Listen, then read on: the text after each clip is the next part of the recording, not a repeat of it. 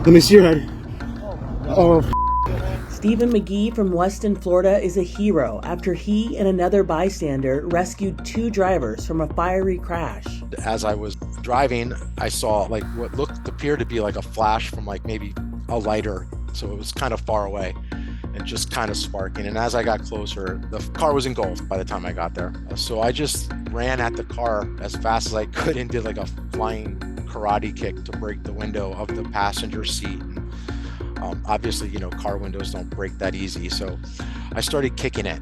And then another gentleman came over and started helping me. We're beating on the window. At that moment, I ran away from the car to my truck. I grabbed an iron, like a pot pan or something iron, and I started beating the window. And when we got the window broken, we noticed that there was nobody in this passenger seat of the car. It was actually just a driver, and he was unconscious. You know, we ran over to that side and we beat that window out and pulled him out. And while we were doing that, there was 2 cars involved. So the driver of the other car, he was trapped in the car. He couldn't get out. And he was awake and screaming like, help, get me out, you know, help. At that point, we were able to break his window and get him out as well. Thankfully, no one was seriously injured. okay, Papa. Hold still. You okay? All right. Put your hand on that. Put your hand on that, please, and apply pressure on that. Yes, please apply pressure. Okay. Please, just apply pressure. Yeah, hold on. You got a nice cut on the back of your head, buddy.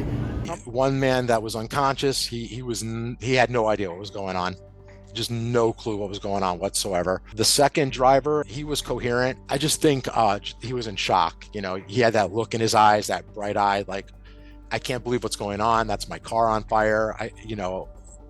He just didn't know what was going on. He's got a nice gash on the back of his head, dude.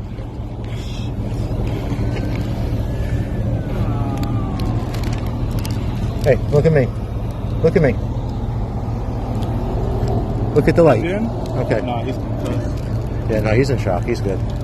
My truck was equipped. I had a mattress in the back of my bed for some reason, so I was able to put the guy back there, and he was, you know, comfortable. And I had the first aid kit, full first aid kit there until paramedics came up. Yes, I was chosen to be there at that moment. He didn't think twice about the rescue or the possibility of getting injured.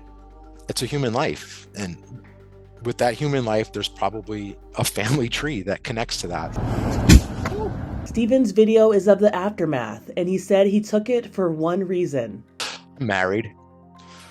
So, you know, I got to let my wife know what, you know, why I'm running a little late. And you know, just to come home and say I pulled a man from a burning car, I don't think that would have gone very far with her.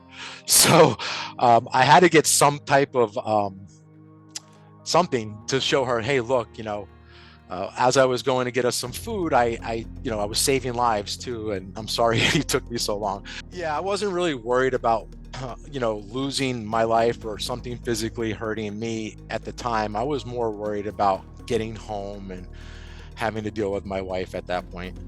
As for her reaction, what were you thinking? I said I wasn't. There was a guy on fire in the car. You know, that's what I was thinking. You could have been killed. Stephen said the fire department, highway patrol, mayor, and city commissioners plan on honoring him. But even so, he doesn't think what he did is a big deal. I just don't. Everybody says I'm a hero. People keep labeling me. I just don't see it that way. It's really hard for me to see it that way, and I don't know why. So I just embrace it at this point, I guess, and that's what it is. For Inside Edition Digital, I'm Andrea Swindall.